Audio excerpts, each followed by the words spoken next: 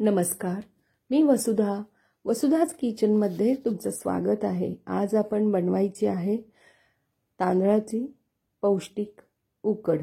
हा पारंपरिक पदार्थ आहे, तर तो कसा करायचा ते आता आपण बघूया।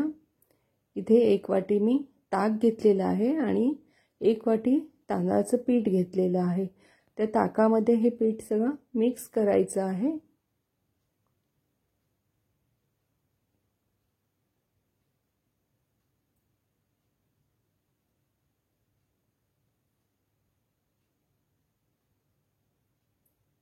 आता यात थोडं पाणी घालून आपण पुन्हा ते पीठ व्यवस्थित मिक्स करून घ्यायचं आहे।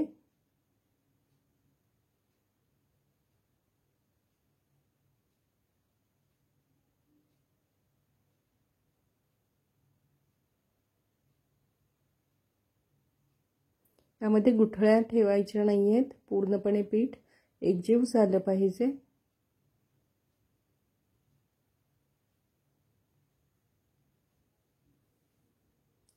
आता एका कढईमध्ये तेल घ्यायचं आहे, 2 ते 3 चमचे। त्याच्यामध्ये तेल तापल्यानंतर मोहरी जिरे घालून घ्यायचे आहे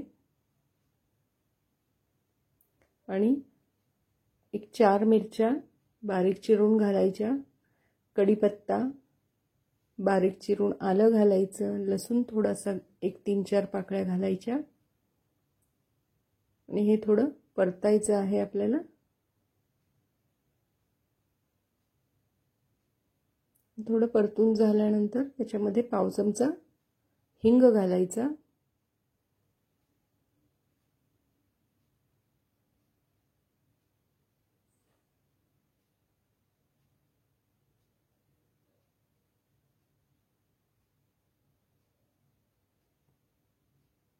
त्यात थोडीशी हळद घालायची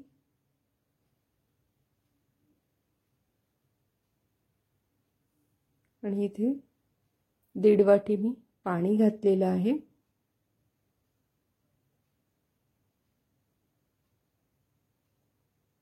अर्धा चमचा मीठ घालून घ्यायचं।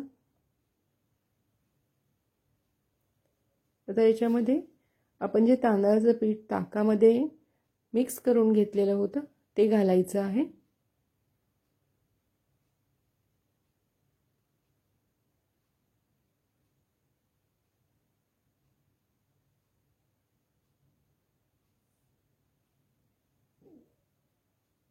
तर चमच्याच्या सहाय्याने ते व्यवस्थित ढवळून घ्यायचं आहे।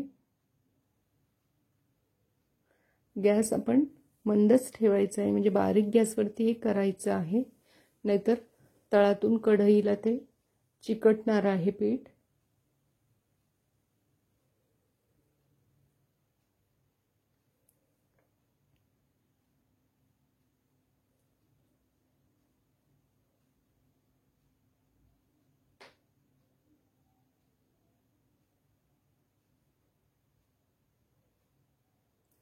झाकण ठेवून ते शिजवून घ्यायचं आहे। पूर्वीचा हा पारंपरिक पदार्थ आहे, झटपट होणारा असा हा पदार्थ आहे।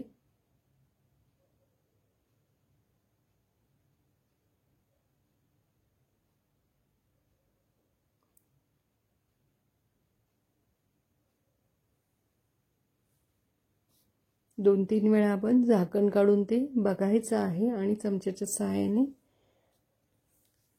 ते ढवळून घ्यायचं आहे सगळं। आणि हे तुम्हाला कितीही पातळ किंवा घट्ट हवं त्याच्यावरती ते ठेवायचं आहे, नाहीतर अगदी खूप पातळही ठेवायचं नाही किंवा घट्टही राहता नाही तो पदार्थ।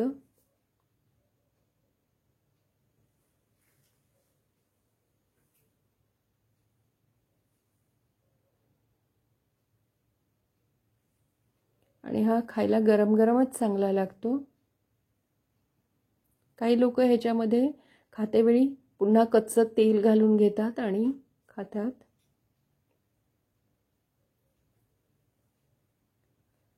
तर अशा रीतीने आपली पौष्टिक तांदळाची उकड तयार झालेली आहे।